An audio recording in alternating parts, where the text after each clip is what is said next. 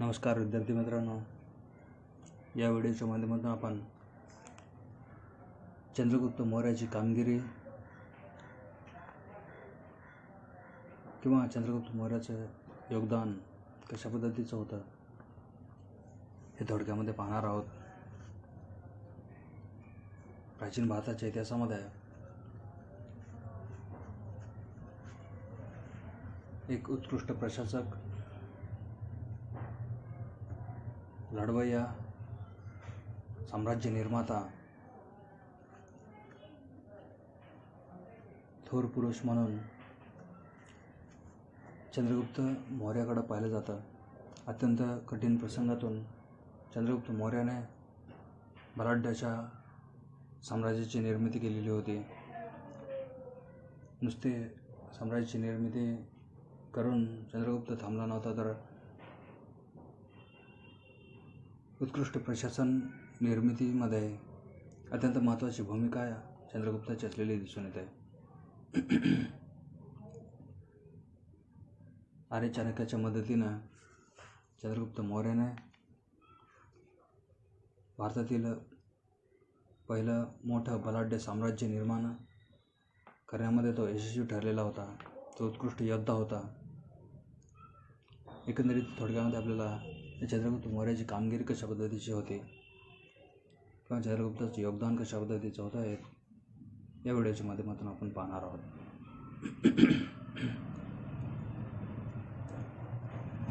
अनेक इतिहासकारांच्या लिखाणामधून त्याच्या योगदानाचे वर्णन आलेलं आपण पाहतो.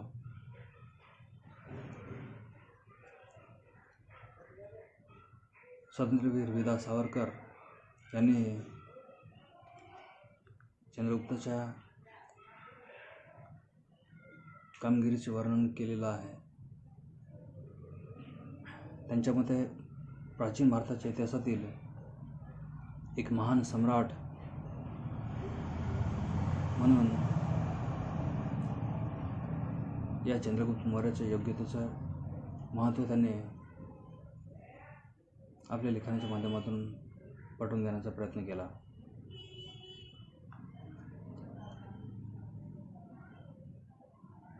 चंद्रगुप्ताने सुसंघटित आणि बलवान असं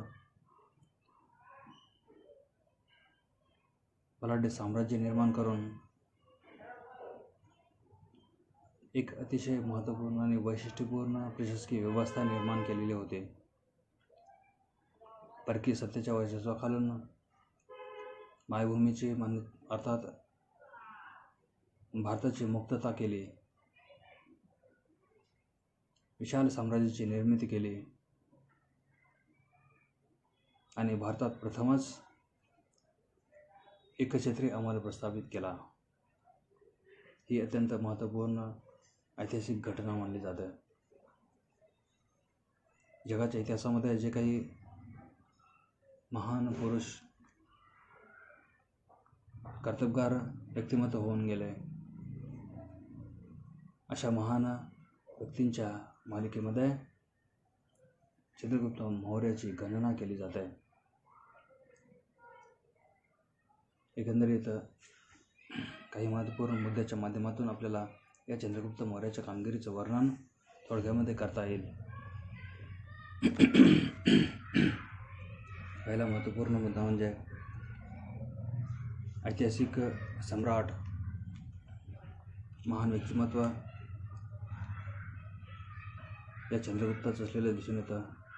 प्राचीन भारताच्या इतिहासामधील सर्वप्रथम स्थापन झालेल्या महान विशाल साम्राज्याचा शिल्पकार म्हणून या चंद्रगुप्त मौर्याकडे पाहिलं जातं.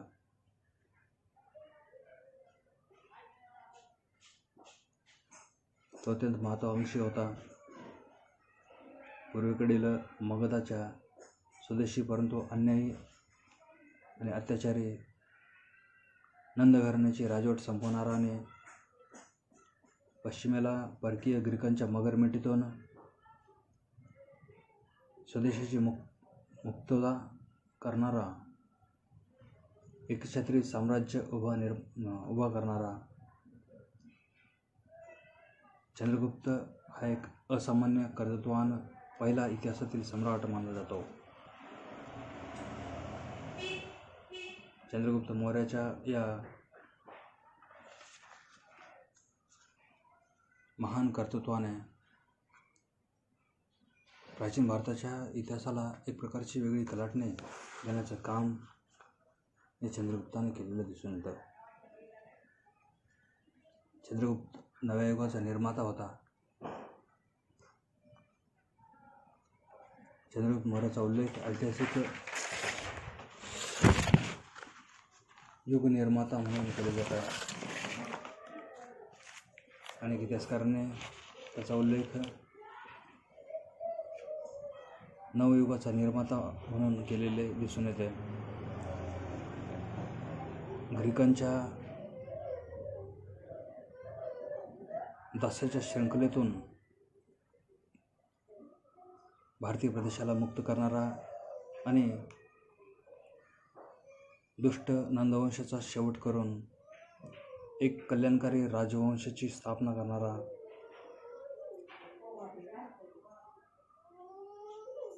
चंद्रगुप्त मौर्य हा नवनिर्माता ठरतो.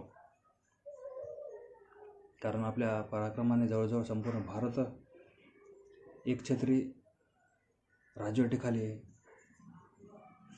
चंद्रगुप्ताने आणलेला होता. म्हणूनच नव्या युगाचा निर्माता म्हणून चंद्रगुप्ताकडे पाहिलं जातं.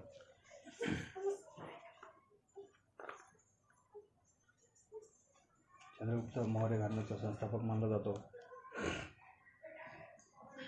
मौर्य काळापूर्वी भारतामध्ये अनेक लहान मोठे राज्य अस्तित्वात आलेली होती. या राज्यामध्ये एकी नव्हती, ऐक्य नव्हते, एकपा नव्हता.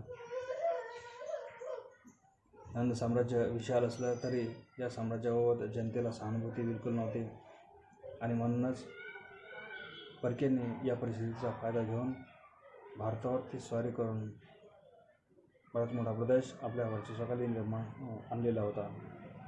परंतु चंद्रगुप्त मौर्याने या सर्व परिस्थितीवर मात करून ती बदलून टाकून सामर्थ्यशाली अशा साम्राज्याची निर्मिती केलेली दिसून येते. म्हणून तो एक साम्राज्य निर्माता ठरतो.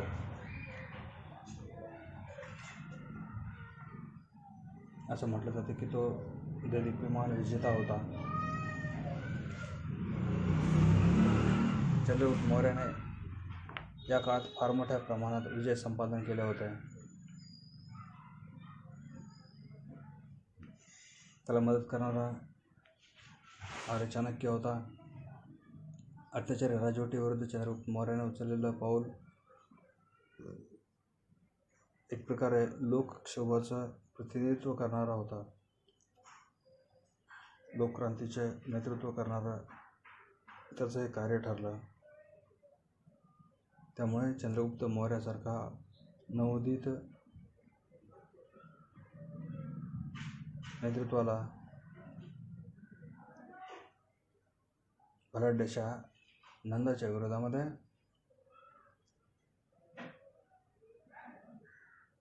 जनतेच्या मदतीच्या माध्यमातून यश प्राप्त करता आलं. चंद्रगुप्त मौर्याने उत्तर प्रदेशपासून ते दक्षिणेकडे मैसूरपर्यंत आणि कलिंग सोडून बंगाल वगैरे प्रदेशापर्यंत पश्चिमेकडे सौराष्ट्र आणि इराणपर्यंत विस्तृत प्रदेशावर साम्राज्य प्रस्थापित केलेले होते. यासोबतच तो एक महत्त्वाकांक्षी सम्राट होता. चंद्रगुप्त मौर्याच्या जडणघडणीमध्ये साहजिकच आर्य चाणक्याचा सिंहाचा वाटा असलेला दिसून येतो. त्यामुळे चंद्रगुप्त मौर्याला अनेक विजय संपादन करता आले. तसेच या काळामध्ये त्याने सैन्याची जमवाजमव करून स्वकीय सत्तेचा आणि परकीय सत्तेचा बिमोड केला. त्याची महत्त्वाकांक्षा अत्यंत सर्वश्रेष्ठ होती आणि अशा महत्त्वाकांक्षेला आणि निश्चयाला साहजिकच आर्य चाणक्याची विलक्षण त्याच्या बुद्धिमत्तेची जोड मिळाली आणि म्हणूनच चंद्रगुप्त मौर्याला आपलं ध्येय साध्य करता आलं. एक महत्त्वपूर्ण वैशिष्ट्य आपल्याला सांगता येईल, तो एक थोर प्रशासक होता.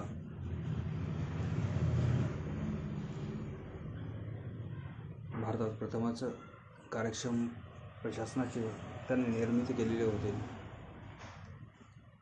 कौटिल्याच्या अर्थशास्त्रानुसार राज्यव्यवस्थेची निर्मिती केली गेलेली होती. धर्म, व्यवहार, चरित्र आणि राज्यशासन या 4 विधी नियमांचा आधार मानून या काळात प्रशासन व्यवस्थेत आमूलाग्र बदल घडवून शांतता आणि सुव्यवस्था निर्माण केली गेलेली होती. केंद्रीय शासनापासून ते नगर प्रशासनापर्यंत एक उत्कृष्ट राज्यव्यवस्था निर्माण करण्यामध्ये चंद्रगुप्त यशस्वी ठरलेला होता.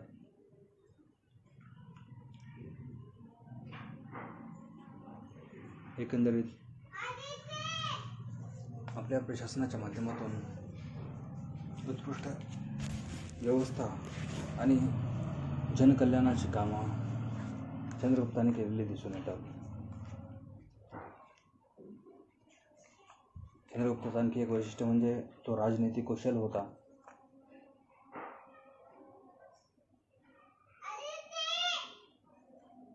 राजकीयदृष्ट्या चंद्रगुप्त मौर्याने एक प्रगल्भ असे नेतृत्व जनतेला दिलेले होते. तो स्वतःच्या संरक्षणाची काळजी घेत असे. वायव्य सरहद सुरक्षित करण्यासाठी सेल्युकसचा अफगाणिस्तान घेऊन चंद्रगुप्त मौर्याने त्याच्याबरोबर आपले संबंध प्रस्थापित केलेले होते. यावरून चंद्रगुप्त मौर्याचे मुत्सद्देगिरी व राजनीतीचे अनेक इतिहासकारांनी सविस्तर वर्णन केलेले दिसून येते. चंद्रगुप्त हा राजनीतिक कुशल सम्राट होता. त्याचबरोबर तो नगर प्रशासनाचा निर्माताही होता. चंद्रगुप्त मौर्याचा उल्लेख करत असताना काही इतिहासकारांनी त्याच्या काळात पाटलीपुत्र नगराचा जो विकास झाला त्यावरून तो नगर प्रशासनाचा निर्माता होता आणि या शहराचे वर्णन ग्रीक प्रवासी मेगस्थेनेस यांनी आपल्या इंडिका नावाच्या ग्रंथामध्ये वर्णन केलेलं आहे. त्याचबरोबर चंद्रगुप्ताच्या प्रशासकीय व्यवस्थेचे वर्णन इतर ग्रंथाच्या माध्यमातून आपल्याला उपलब्ध झालेलं आहे. चंद्रगुप्त मौर्याने परकीय आक्रमणाचा बिमोड करून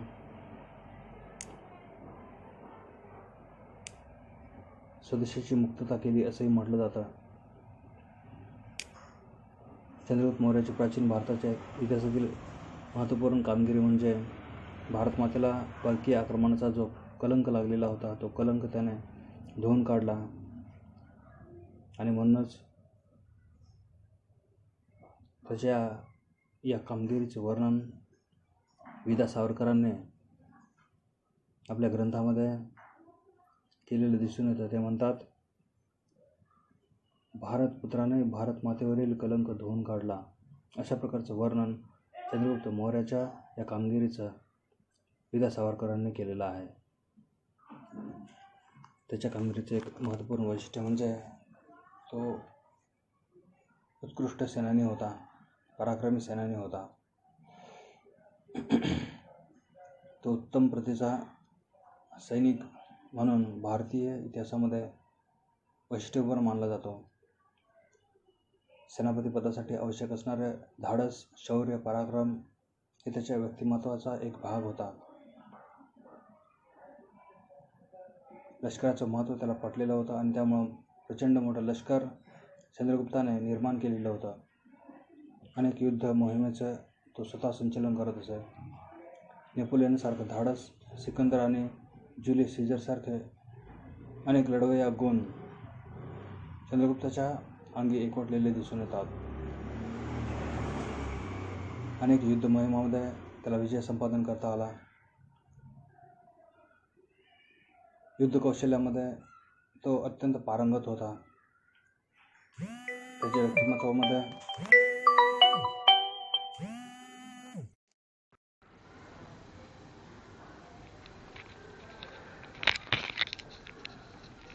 हॅलो.